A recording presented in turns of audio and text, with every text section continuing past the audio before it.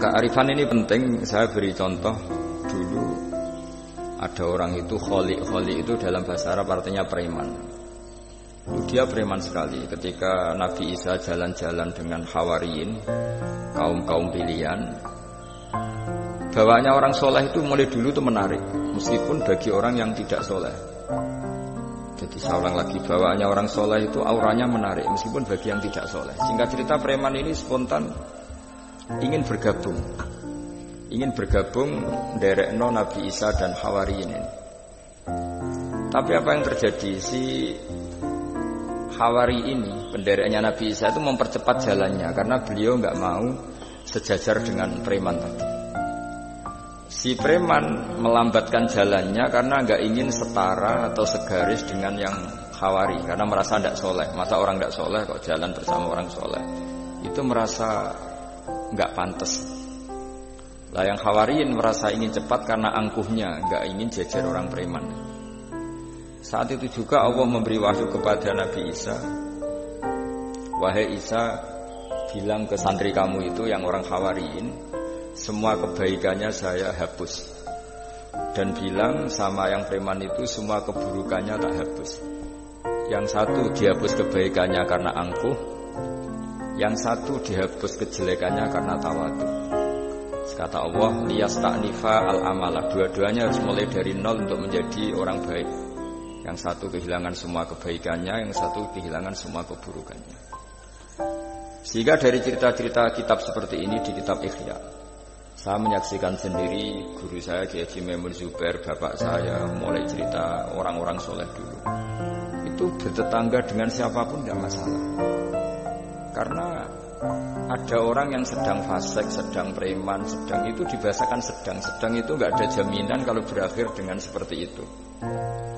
Jadi bagian dari kearifan kiai-kiai berbangsa dan bernegara karena tidak pernah menstigmasi bahwa orang lain itu lebih buruk ketimbang kita.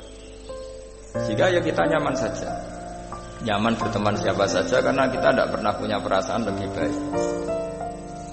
Nah di sini kenapa para kiai itu fleksibel berteman berbagai kelompok, karena tidak pernah merasa lebih baik.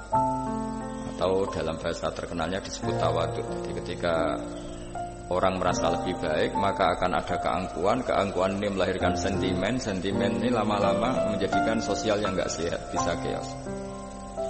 Nah dari pelajaran itu akhirnya kita cara bernegara, kita cara bersosialisasi itu ya nyaman-nyaman saja.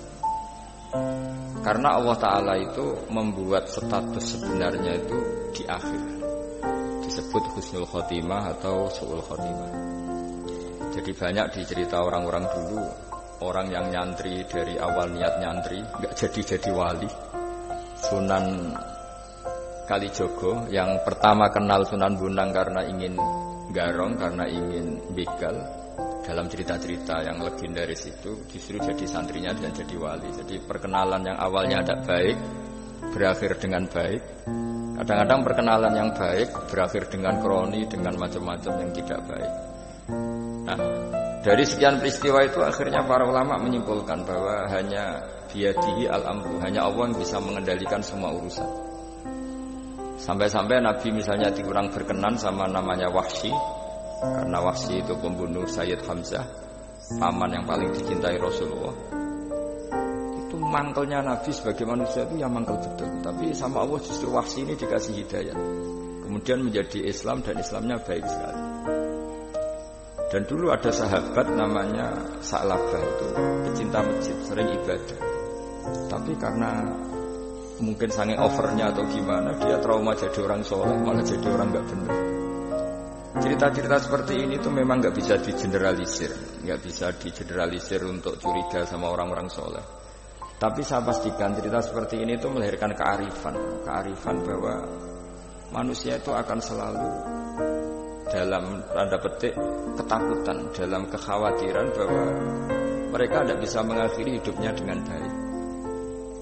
Sehingga di sini melahirkan kearifan, dan dari kearifan itu kita bernegara itu akan baik, karena kita tidak mungkin menstigmasi kelompok lain itu sangat buruk atau sangat bahaya atau ancaman, karena kita sama-sama punya kearifan untuk berkawan bersosialisasi.